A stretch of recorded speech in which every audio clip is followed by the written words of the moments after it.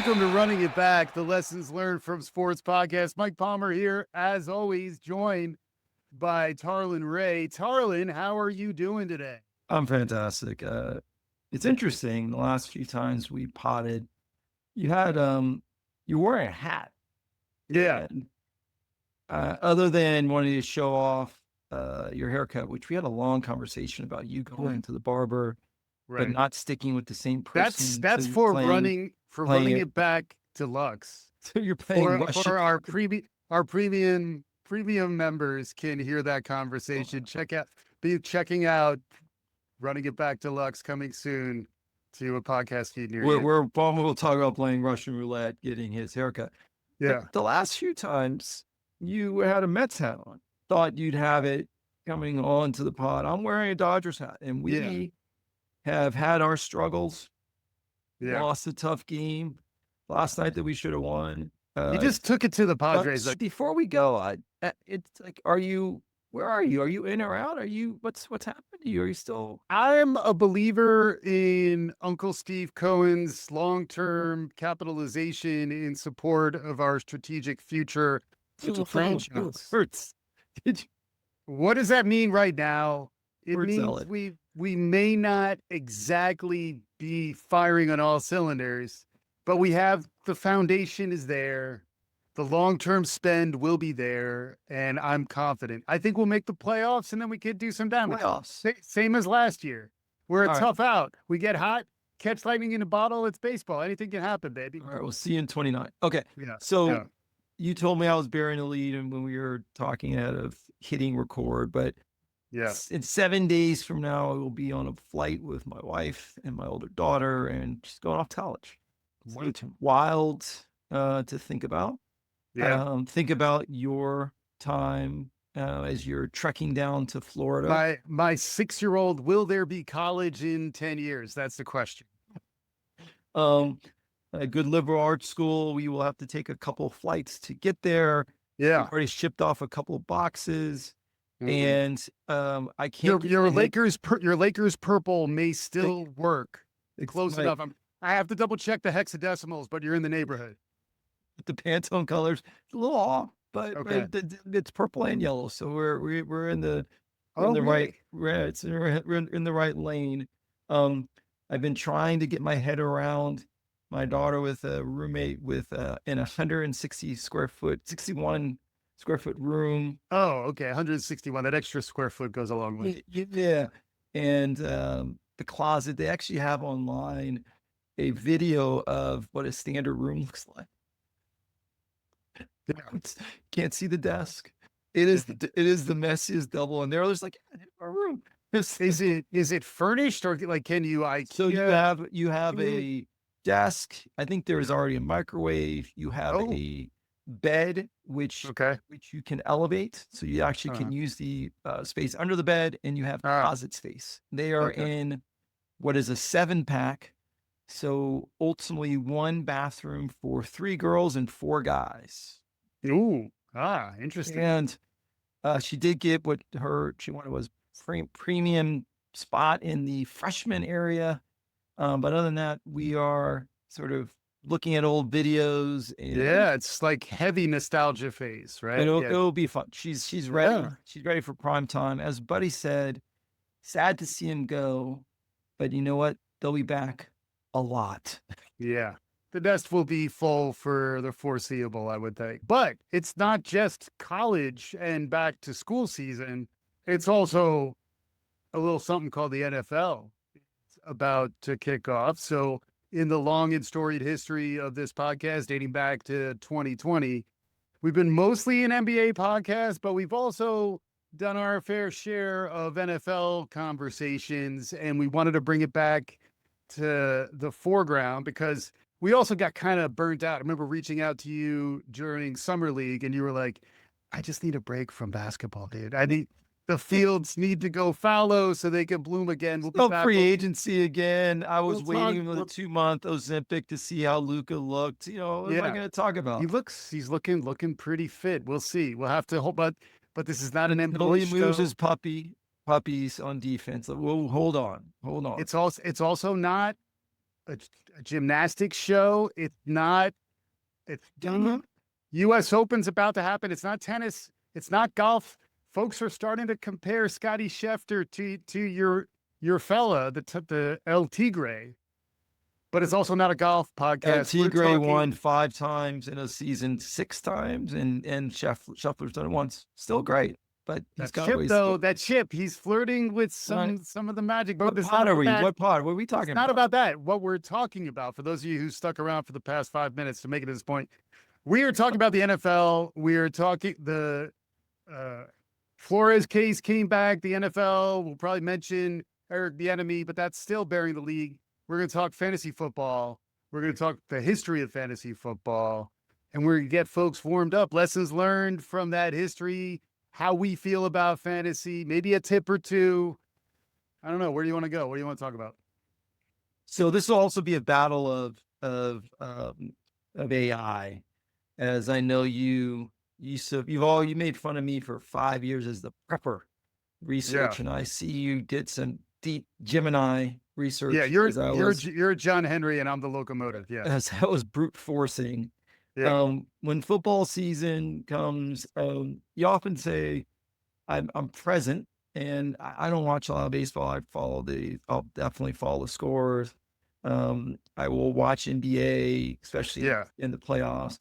But playoffs, football season, it sort of is very distracting for me. Right. It can put stress on the family dynamics, the level of commitment of your weekend attention. And it's not Saturdays. I give up Saturdays, and college football you can catch up after. Yeah, but it's Sundays. Yeah, it's not even. I've been a Minnesota Vikings fan, and everyone wants to know why. Being born and raised in LA, but I followed the pain in '87. I followed the pain in '98. I followed the pain with Brett Favre. And now you got JJ Kidd Dynamite. All right, hold on. McCarthy, forget about it. But it really. Shout out to Jimmy Walker. Jimmy Walker props, just put it out there. Drives it for me. Yeah. Is fantasy. And yeah, man. Looking back at how fantasy started, and knowing it started in the 60s by a part owner, was it Bill Wickenbach? Yeah. Who created. Now, this is per Gemini, so if anything we say is missing. No, I looked in multiple sources. We have independent corroboration. I'm not looking at yours. Oh, no. As a part of the Oakland Raiders, he created the Greater Oakland Professional Pigskin Prognosticators League. Couple. Lots of P's. I don't know how you pronounce 3 P's. Something to make Oakland fun because they were 0-13. Yeah. Pre-Madden. Yeah. And crazy. I don't know if this is in your research. The first pick in this fantasy draft was one George Blanda. 100%. Who was not only a kicker. Yeah. Kickers, but also QB. And it's funny that this is an issue because Travis Hunter, Heisman Trophy winner, number 2 pick in the draft, is not only wide receiver cornerback. And I was just in a chat with my buddies from college trying to figure out the scoring, because as a wide receiver, if he scores a defensive touchdown, does that count? Mm-hmm. So it sort of ties a bow. But fantasy, most people, when in the car, the girls are sick of listening to Sirius 87. It is all time. It is fantasy all the time. Jeff Hands, Jeff Ratcliffe, Matthew Berry's not on there, but the traditional. I have the standard airport fantasy magazine that I looked through. Last spring. Yeah. Now, do you have like notebooks? Do you have like a war room? Like, I built. So hold on, I'm in 4 leagues. Okay. And it's the way that, honestly, I stay in touch with my friends. Yeah. So college buddies, our draft started in '98. Okay. School, it started in 2000. Mm-hmm. I joined a league with my oldest friend in the world. It's the dad's in elementary school we used to go to. So it's 6 or 7 years running, and just joined a Guillotine League last year. So that's the new innovation, is the Guillotine League. The new hip stuff. So things like are you standard, half point PPR, right? Snake draft or auction? Snake draft. Are you super flex or flex? I'm pushing a tight end premium because I want to make tight ends great again. too soon. Oh. ADP or SOS. Meta, yeah, Daily fantasy. Those are yeah, all things that have spawned. And then yeah. not only, but I'm subscribing to FTN and Fantasy Pros, Okay, and Fantasy Guru and Football yeah, Guys, and on right, Yahoo and on ESPN and CBS Sports and RT Sport. It's way too much. yeah, But the action, where as yeah, Grace says, are you doing research for that fake team so that when you go in person to see your college buddies, you can wait yeah. patiently to go up on the board to put a colored sticker on the draft board? Yes. Because you still go analog, like you do an analog in-person draft. 2 of the 4 drafts are analog. Yeah. Okay. It's an opportunity. Yeah. In person. Go back to the roots. As I said, I don't pick up the phone and have a longer conversation with all my buddies. So it is truly the way that we stay connected. Yeah. And I remember starting back, I think 94 was the first year I played all offline drafts. And then like even the stat tabulation, you would have to wait for the commissioner, or if you were the commissioner, you had to actually get the scores turned around to be definitive. And then, Yahoo, CBS Sportsline, like CBS Sports was the first in 1998 to go online. Yeah.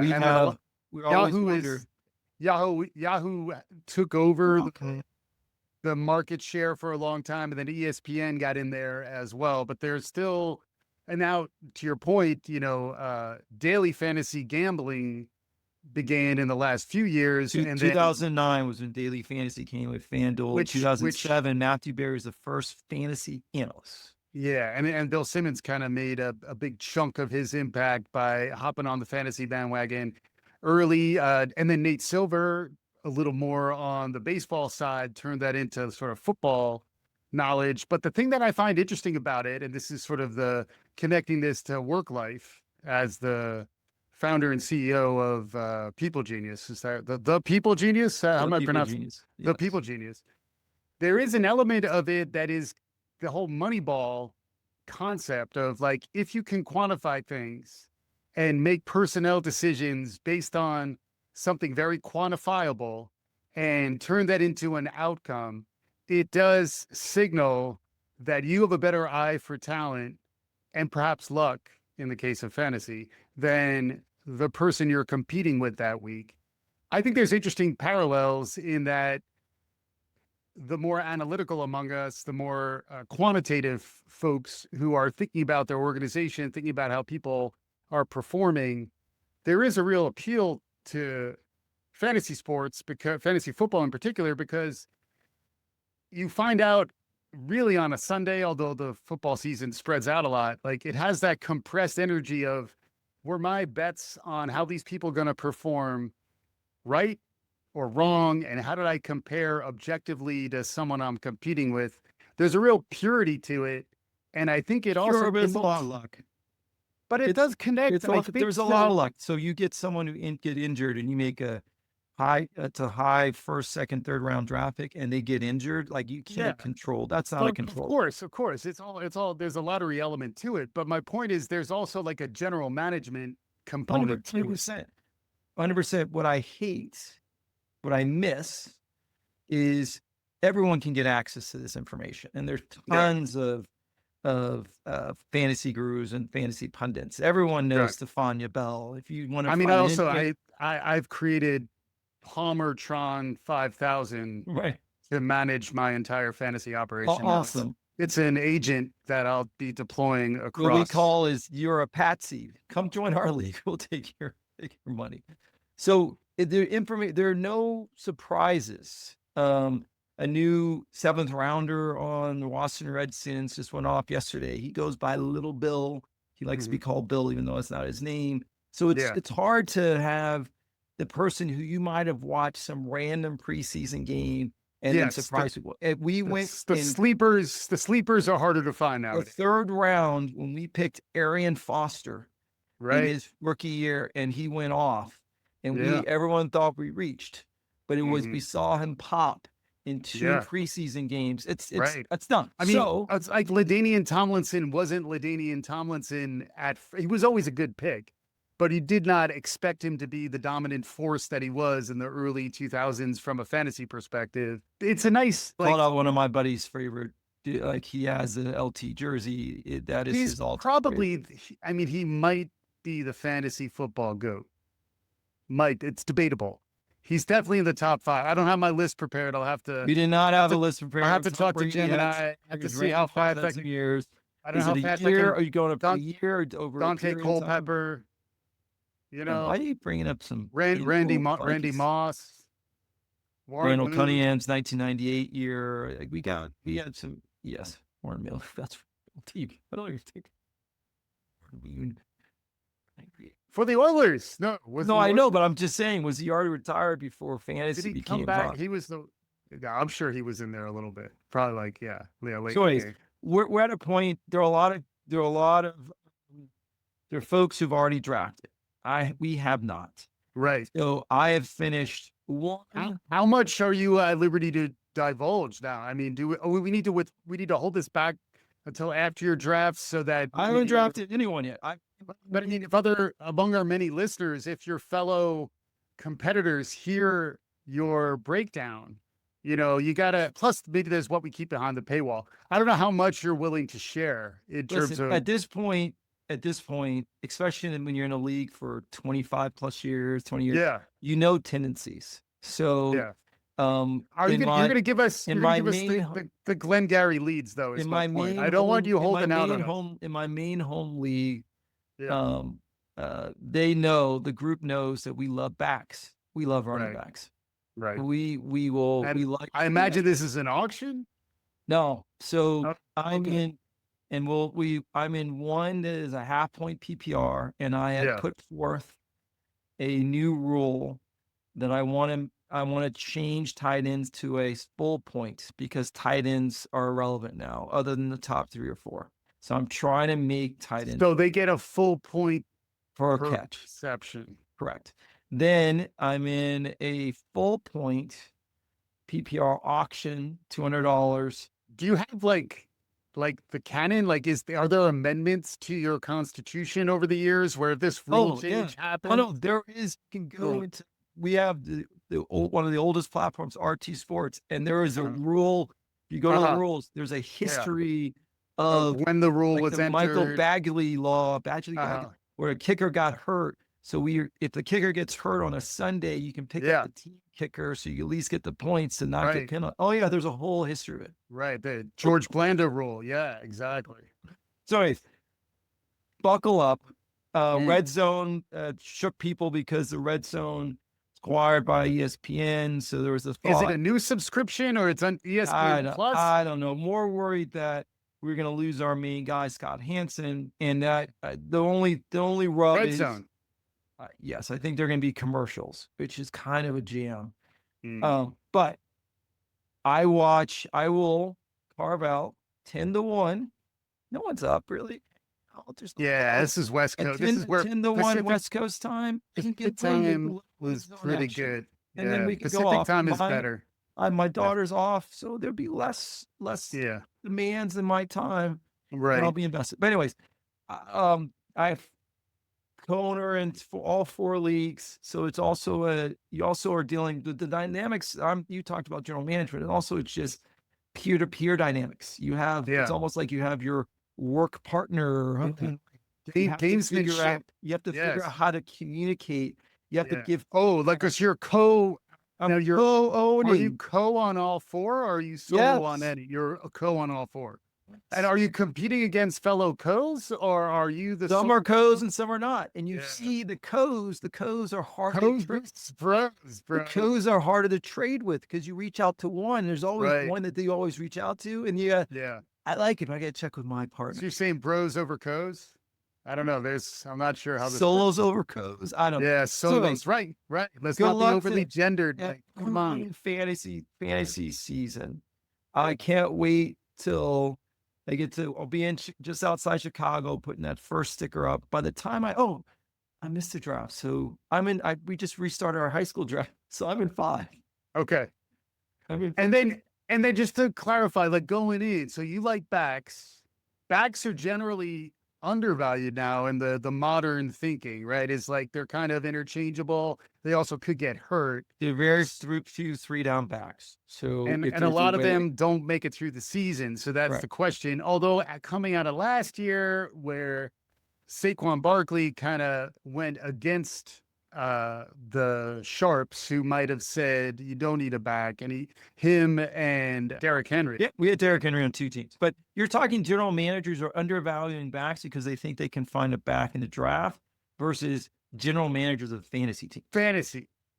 Well, I mean, I think it's both fantasy, but I think fantasy is following the NFL, where like the NFL GMs are saying like, we're going to just draft running backs. It's a short career for most of them, and we're not going to pay them top dollar second half of their career because they're likely to get injured and exit. And the flip side of that, it's sort of like Christian.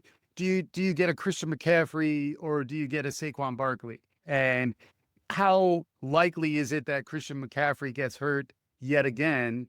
And how much does that make you devalue him versus who he would be if he were more durable? And then flip side is Saquon, who was healthy last time. Derrick Henry had a healthy season. How do you feel about the health of backs? How do you assess that calculus versus, say, a quarterback? If you're healthy going into the season, you can't worry about injuries because injuries happen for everyone. I believe there are more 1,000-yard receivers and potential for receivers to spike than there are running backs. Everyone knows. I'm not showing. They know we love backs. So we are going to try to collect backs. And then what about how early will Jaden Daniels go? Jaden Daniels will go in the first 3 or 4 rounds. So first 3 or 4 rounds. So that gives you room to be just grab them early. Josh Allen, Jalen Hurts, Jaden Daniels, and Lamar will all go in the first 3 or 4 rounds. And then Joe Burrow will be the next off the board. What about Mahomes boy? What about our Mahomes boy? We're talking about Mahomes, who's been down the last 2 years. New haircut. And Kelsey's not rocking a dad bod anymore. So it's like maybe there's man. Talk about burying the lead. We haven't talked about Taylor Swift. Like, he didn't bury the lead. I'm good. You're good. That's one of our most popular episodes.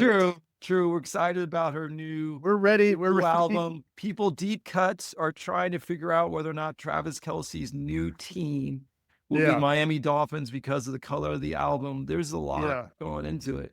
Okay, and so we got to get your takes on tight ends then, because you're clearly advocating. I guess a lot of it's dependent. I fade tight ends all day long, unless you get your rule change. And then is there a high reception tight end out there? I mean, or you'd have to figure that out. Part of the research. But otherwise, fade all day. Fade them. And then that brings us to wideout. Yeah, there are plenty. Are there tiers? Do you have like levels? I'm not sure. There are definitely tiers. Jamar Chase, Justin Jefferson, even though he had a little soft tissue injury, don't worry about that. CeeDee Lamb, those guys are dominant. What about Scary Terry? Scary Terry's not signed. I had Scary Terry last year. I don't like it struggles. Debo, I saw Debo historically. If you look at guys, Debo had a nice little end around last night to start the game. I don't know. Debo runs too hard. He's going to get hurt. But if you look at wideouts or players who traditionally are out up to the very last moment of training camp, they really struggle they struggle early. Jamar Chase, who's still dominant, he won the Triple Crown last year. His first few games and the Bengals offense was horrible. Struggle. But my 6-year-old is aging out. He's really aged out of Paw Patrol, but I'm just going to throw it out there because it's still true. Chase is on the case. Paw Patrol, stay strong. Yeah. What about Richard Jefferson though? Getting back to your Vikes. Justin Jefferson. Richard Jefferson is the. I knew I was gonna do. I was waiting for me to screw up. That was pretty. You're just looking at your bald head. You know, when I was like, Derrick Henry, is that his name?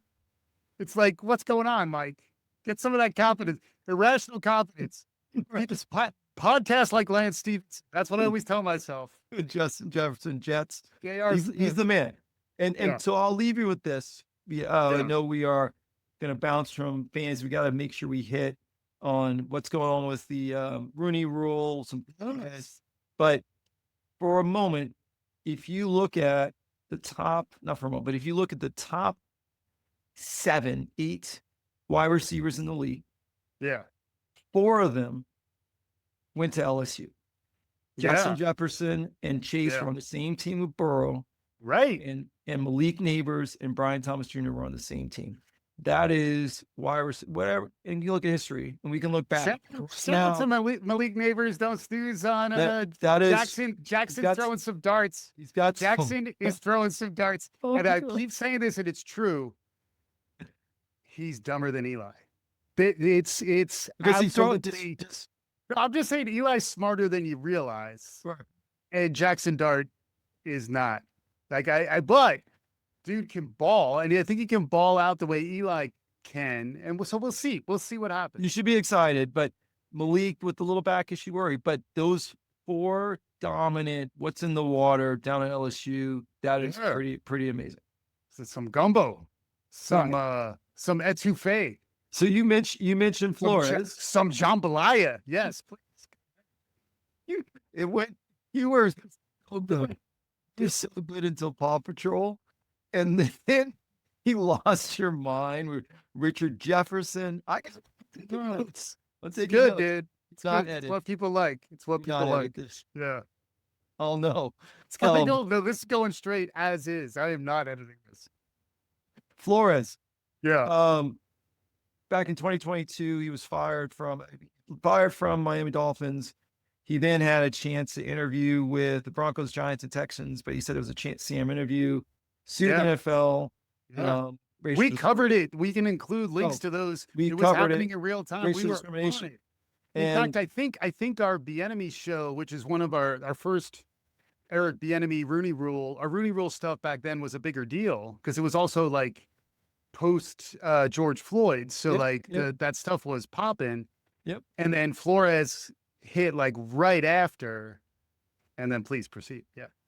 So he sued the NFL, and I was thinking about, ultimately the appeals court, by the way, ruled that the case can proceed. He had 2 guys join the case, Steve Wilkes and Ray Horton. And no relation to Horton Hears a Who, right? I knew. That's why you pause like I'm supposed to say it. You're like setting me up. I'm gonna signal you. Okay. I'll signal you. Who's got keys? Who's got keys? And so I was thinking about, imagine someone is suing 32 of the most powerful people, suing the owners. Right. And he still is gainfully employed in the NFL. Which by my Vikings. Yes. Vikings. Defensive coordinator. Yeah. Causing a lot of problems. We are punching above our weight class because our defense is holding us up at times, and Sam Darnold is seeing ghosts. You got a good head football coach there, I think. I like your. And Kevin O'Connell's amazing. But imagine, I was trying to think back. So Ray and Steve will never get another job. Oh, yeah. Steve Wilkes was he was a dominant DC. Yeah. I was just trying to think back to, is it similar to a Kaepernick where you're thumbing your nose and the owners are like, you'll never get a job again? But I just fascinating that amongst those 32 that they won't look each other in a room and say, no, this dude is suing. Like, we're protecting our cause. It's crazy. I mean, first off, clearly the case has merit. You know, like there's no way this case doesn't have merit, and the NFL wants it to go away. But you got to imagine that it's kind of like the new coach of the Bears. Like if you're the Bears, Ben Johnson, if you're the genius offensive coordinator, defense coordinator, if you are genuinely, if you have alpha versus all the other like heads, all the other brains, and I think he might be that good. And the interesting thing about defense is it's also about being a leader of men among your defense. Yeah. And he does seem to have that. I mean, that's like Tom. Robert Saleh got back. He's back with the 49ers. Oh, is he? But not as head coach. The DC. So back to the DC. Yes. Yeah. So, But that's like trying to. It's real skill, I guess, is what I would say that he has. And part of the skill, I think, being a great defensive coordinator is also being able to take on a fight like this. But yeah, I'm surprised. I'm surprised. So surprised. So I'm thinking, he's not blackballed. Yeah. Go back to our blackballed show. Most downloaded YouTube running back by far. Quibi, the worst. It was on Quibi, yes. Quibi, worst stream. We were hammering. We were early to hammer that. You were right. This you had to punch it back because it was gone. But I was then thinking, who's the poster child, especially in this environment, political show, that you would think would be able to come back to the NFL? And I was thinking, it's like, I'm surprised John Gruden isn't making his way back. Misogyny, racism, NFL someone illegally leaked his. Because he has a case against the NFL too, right? Sure, but I'm surprised, like, John Gruden would fit sort of what's happening in society today, that he would find his way back. And yet he hasn't. And Brian Flores, yes. So I give it up for the Wilfs and the owners of the Vikings and Kevin O'Connell. You talk about leader of men. I did do a checkup, a wellness check on Eric Bieniemy. Of the Kansas City Chiefs, multi-time champions, in the Washington Redskins. Bad interview? Well, hold on. Assistant head coach, OC, then leaves and becomes the assistant head coach and OC at UCLA for less than a year. And now is the running back coach for the genius. You said the genius, Ben Johnson. He's on the Bears. Oh. He's a running coach. So, and that's where he started. He has gone from starting as an RB coach, as a running back, making it to the heights. That's my quarterback. He was a quarterback in Colorado. Running back. Oh, Cordell. Yes. I'll clean that one. I got to clean up. Nope. He was the running back. Cordell Stewart. Do you watch sports? So Eric Bieniemy's still around, but that led us to, we were always tracking Bieniemy because he may be to the higher ups, just he doesn't present himself well. Yeah. The enemy of the state. What is yours? You like sleeping with the enemy, right? That's the enemy. Maybe he's a little Slavic. I don't know, but he really hard to spell. As someone who's written the show notes, two eyes, I before he except up to see you and sound like it's a neighbor away. It's two eyes. The I-E. And the umlaut. The umlaut is strange. So I went back. Those are the Rooney rule. You have to interview. I don't know if it's a minority candidate. Right. We have right now 7 minority head coaches. We got Canales of the Panthers, Mike McDaniel, Dolphins, Bulls, Tampa, Mike Tomlin, the OG, Aaron Glenn, the Jets, DeMarco Ryans, Houston, and Raheem Morris. We have 7 new... So the Miami coach went, like, y'all took him in the draft? Like, that's for real? Listen, we went after Tiger in the Tiger. By the way, those don't know,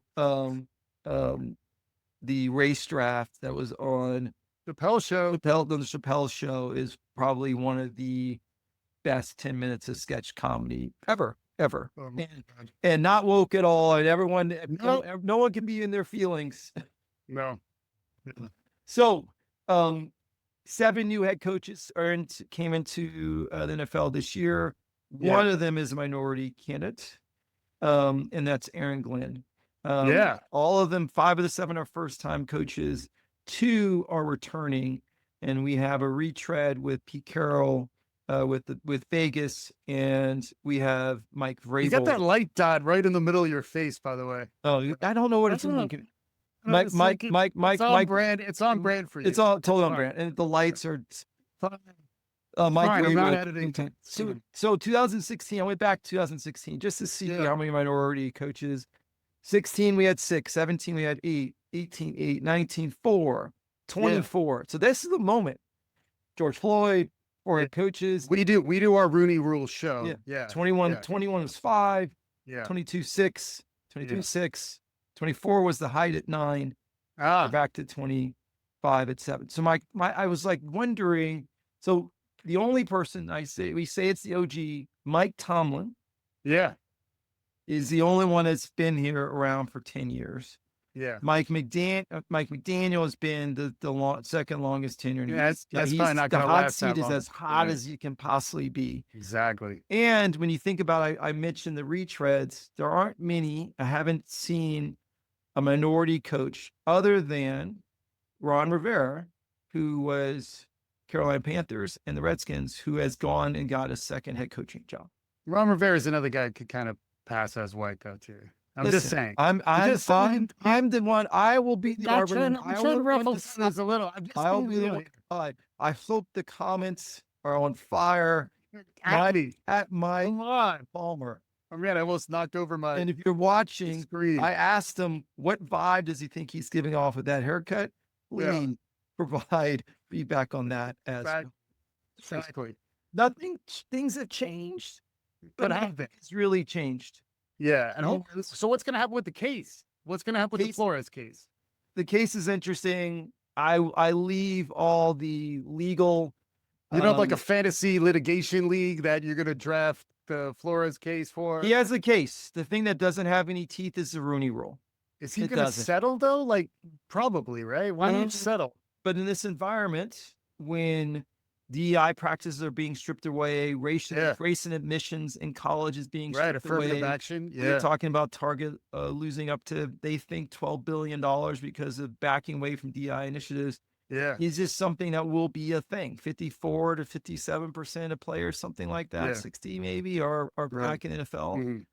So it's also what's crazy though is the idea that the NFL thought that their review of the Flores case was going to be binding. That like basically what happened was an appellate court said, no, the NFL, you can't really rule on this case, Roger Goodell. But like the fact that they could reach so far is a signal of how much power the NFL has. But talk about David versus Goliath. Like the Flores case is a really interesting test. This will get punted till the end of the season. Most people, conspiracy theorists, will say that like the Rashee Rice case may not get settled till the end of the season. So Kansas City can win. No, the Shield's power is strong. The Shield power is strong. But we're back, and we're back. We are excited we've had several people, by the way, reach out that have written some amazing books.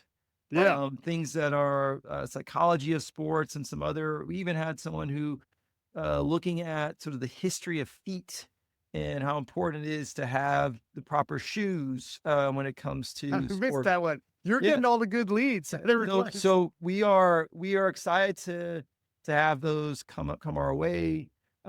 We look forward to as the fall. And I can't wait to, we have no leaf peeping here, but send pictures of the changing seasons to follow what's going on in sports. We often like to tie it, as you're dealing with a lot of business leaders, I'm dealing with business leaders, tie what's happening in organizations and companies. There's change happening everywhere with AI and other things. As you were powered by Gemini and I was powered by ChatGPT 5, we will continue to bring the sports moments and run it back for you in the coming fall. And we're back.